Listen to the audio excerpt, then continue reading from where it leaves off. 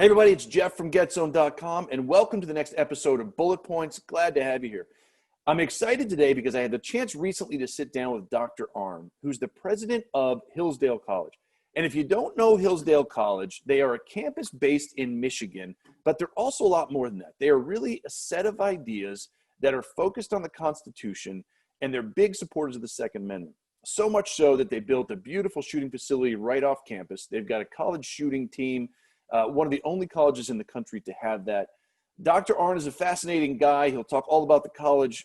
We also cover a wide range of topics, including their partnership with USA Shooting, talking about his recent appointment by the president to the 1776 Commission. We talk a little bit about Winston Churchill. We talk about our personal responsibility in today's cancel culture and a bunch more. So let's jump right in, get to the interview. Thanks for watching. What I'd like to start with is just learn a little bit more about you, what makes you tick, make sure people know who you are.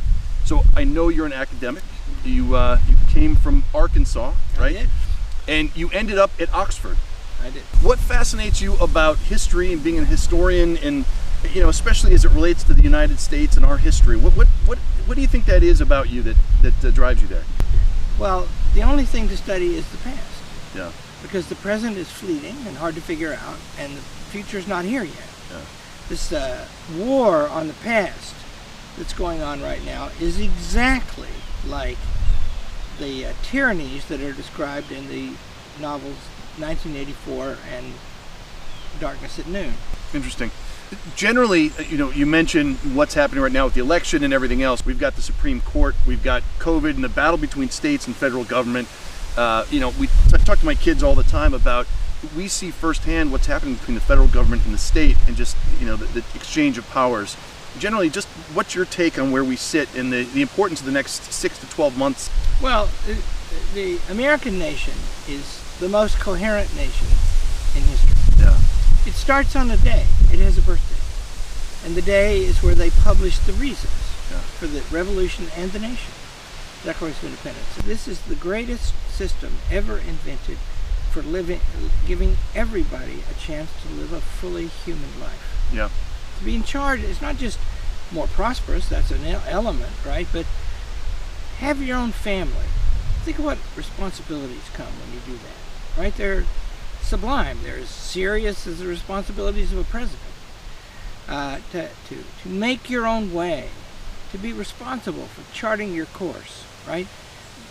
When the human powers are exercised fully, that's how they're exercised. And if, on the other hand, everything is done by rules made at the center, increasingly by technocrats, by the way, then that's dehumanizing. Yeah. And so that's what the fight is about. And it's as utter and complete a disagreement as the ones that provoked the Civil War, who came to think, in the founding they didn't think this, who came to think that human slavery was a good idea. Right.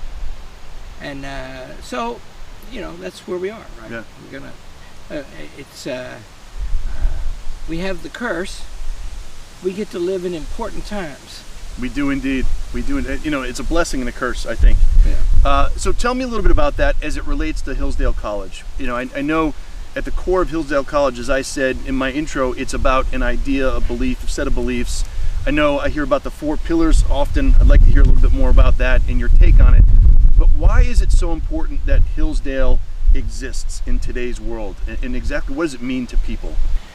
Hillsdale College was founded on the frontier in 1844 by a bunch of classically educated, patriotic New England preachers. And there's our 4 pillars. Mm-hmm. They are character, freedom, learning, and faith.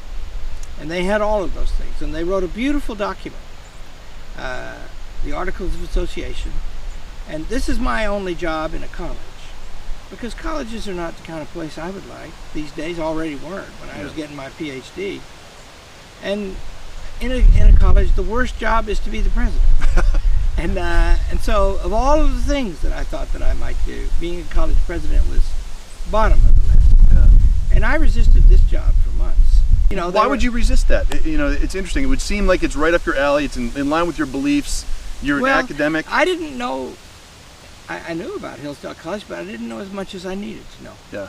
I didn't know the original thing about it. And the college has not always made as big a deal about that as we make this day. Yeah. Because I read that document, and it was raw chance that I asked for it. Yeah. They'd sent me a ton of stuff. They didn't send that. And they didn't send me anything old. And so a lawyer friend said, ask for the Articles of Incorporation and the bylaws. And I said, I'm not going to take that job. He said, humor me. I'm a lawyer. So I did, and I got that document, and it's just beautiful.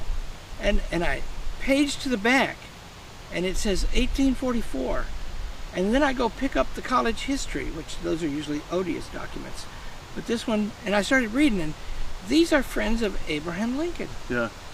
And they helped to save the Union in the Civil War in a big way. And I went, wow.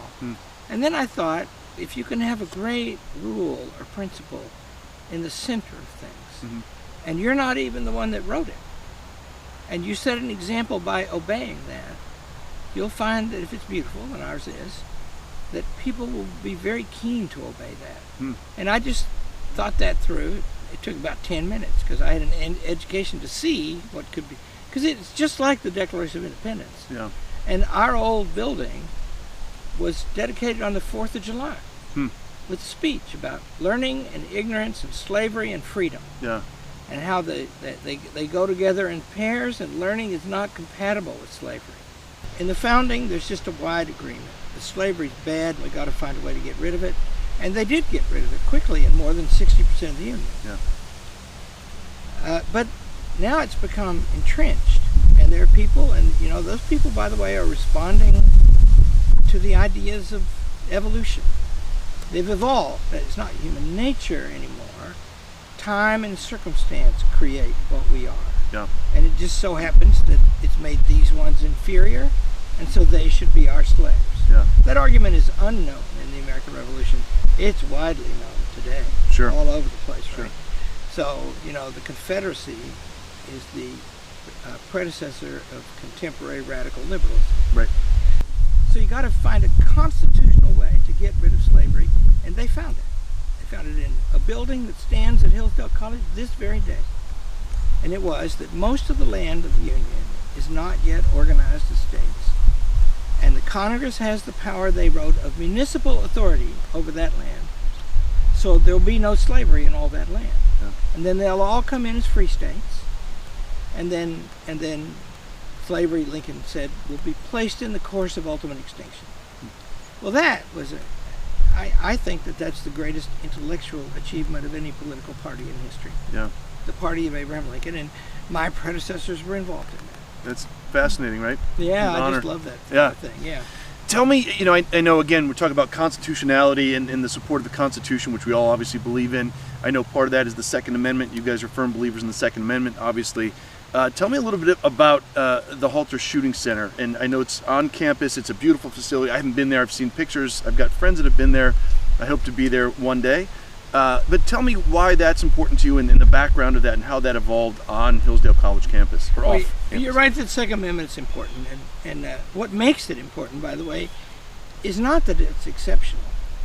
It's in harmony with everything in the document. Yeah. The document is a document of self-government, and one of the needs of the self is protection of yourself and the things you love, which includes your country. And the whole spirit of the American Revolution is we're all going to do that. See? So this idea that everything will be delegated to experts, uniformed, armed officers are the only thing that can protect the country. So it's to know the Constitution is to know it's no accident. Like the First Amendment is about the specific exercises available to the human soul. But then what comes immediately after that? Protecting those rights. Right. And, those people who wrote those things, they weren't any dummies. Right. So they go together, right? Well, then, so the way we got the shooting sports thing is